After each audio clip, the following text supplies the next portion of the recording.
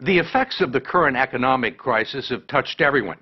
Even if you still have a good job and a paid-up mortgage, chances are your monthly 401k statement will remind you that you've lost a good chunk of your savings. Trillions of dollars have evaporated from those accounts that have become the prime source of retirement funds for a majority of American workers, affecting their psyche and their future. If you're still young enough, there's time to rebuild and recover. But if you're in your 50s or 60s or beyond, the consequences can be dire. And it's drawing attention to the shortcomings of a retirement system that's jeopardized the financial security of tens of millions of people. It was called a career fair, but there was no merriment here, only a whiff of desperation. Do you have any openings in the IT? Many of these people had been out of work for months and burned through their liquid asset. Alan Weir, who turned 60 this month, showed us his latest 401k statement, which he hadn't had the courage to open up. I'm afraid. You're going to open it now? You want me to? Let's do it. There's good reason for his trepidation. Nearly half of his life savings have vanished in a matter of months. It went down again. How much are you down overall? About $140,000. Do you think you'll ever get it back? I mean, I'll probably never see it come back. I was looking to retire probably when I hit 62. I can't do it now. I'll probably be working until I'm at least 70. I'm a Microsoft Office diva. Until she lost her job, Kathleen Coleman had spent nearly 30 years working as an executive assistant on Wall Street. She doesn't have much to show for it. Tell me about your 401k. Does this answer the question? This is what it was in 2005. 2007, you're down below 2005. Right. Another one went down almost $40,000. One was 88,000, and then it went down to like 50. In Dearborn, Michigan, Terry and Donna McNally are barely holding on. He lost his sales job in August. The condo they bought 15 years ago is worth less than their mortgage, and 40% of his 401k retirement savings is gone. Donna is the main provider now.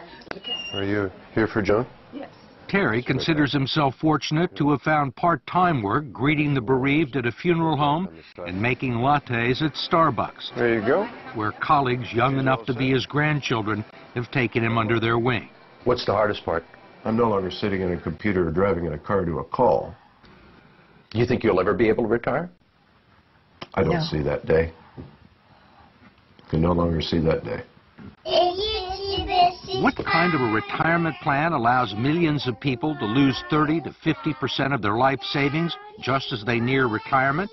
David Ray, president of the profit-sharing 401k Council of America and a lobbyist for the 401k industry, says it's one that empowers people to make their own investment decisions. 401k is the absolute best way people can save for retirement. They absolutely are the best retirement vehicle we have. How can you say it's the best available if it has let down tens of millions of people at the time they need the money the most? That's not a 401k problem. That is our entire investment system. This is about the markets went down for everybody. Nobody was saved in the current thunderstorm. Ray says that many people still have more money in their 401ks than they've actually contributed.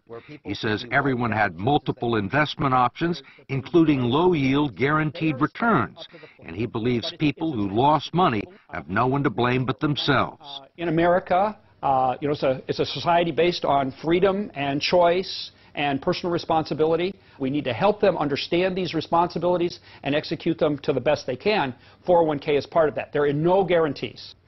What about the people who are 63 or 64? A lot of those people were thinking about retiring. Well, and now they aren't. Well, I mean, a lot of them were retired and have to go back into the workforce. Well, but that was not a 401k problem. That's an investment system problem. The markets go up and down, and if those people chose to take equity risk, there was a logical outcome. But in fact, the 401k plans that have become the primary source of retirement income for 60 million Americans were never designed to be retirement plans in the first place. They were created in the late 1970s as a savings plan and tax shelter for ordinary Americans. The idea was that workers would make voluntary contributions and employers would match a portion of them.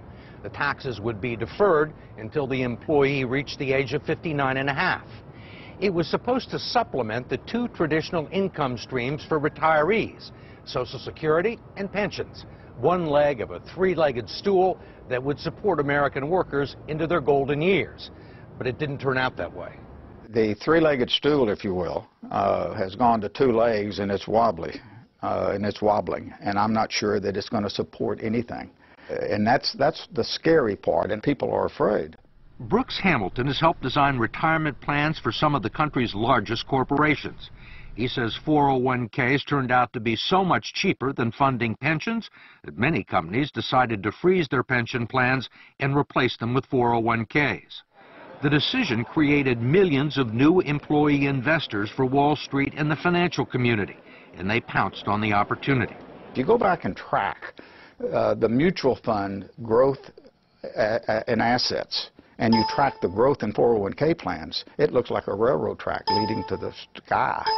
They are parallel tracks. So the big beneficiaries were the mutual funds. That's right. That's correct. The fact is that the typical 401k investor is a financial novice. They don't know a stock from a line. And we give them a list of 20 or 30 mutual funds with really, really powerful names. You know, they sound like, gee, that's where I want to have my money. What are generally the quality of the mutual funds and 401k plans? Mediocre.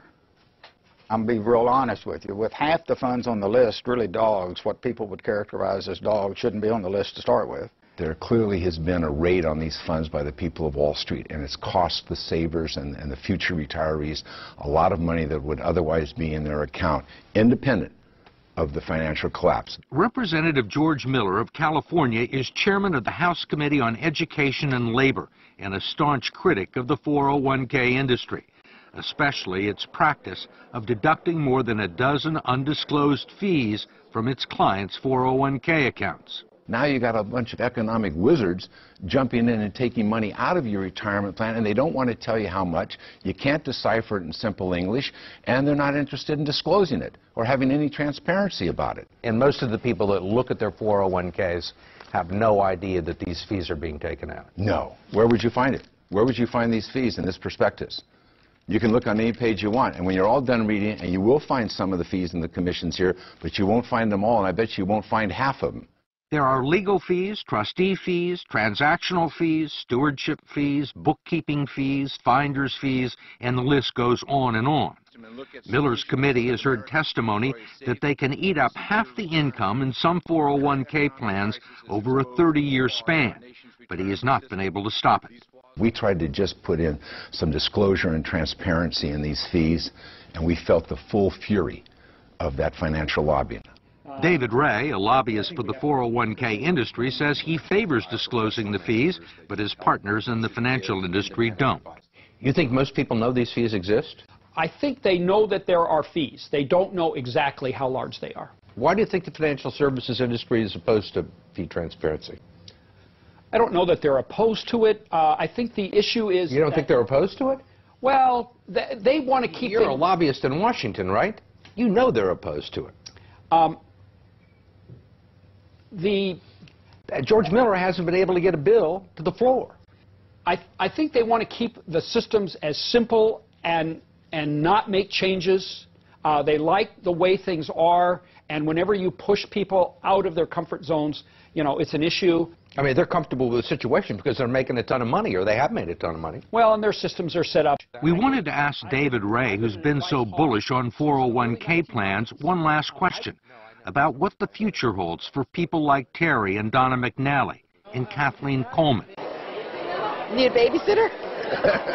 Most of the people that we've talked to are 50 and 60 years old, right, and have sustained these losses, say there is no way they're ever going to make them back. Right. Do you agree with that? I think we have to be truth tellers. I think that when a person has hit this point and we've had this unfortunate situation, I don't think we can misrepresent what the possibilities are. And the reality is that money's not coming back that they've lost. They can't count on it. They have to, it may, Maybe they have maybe if they work 10 more years, it'll come back by the 10. But it's important that they not have unrealistic expectations.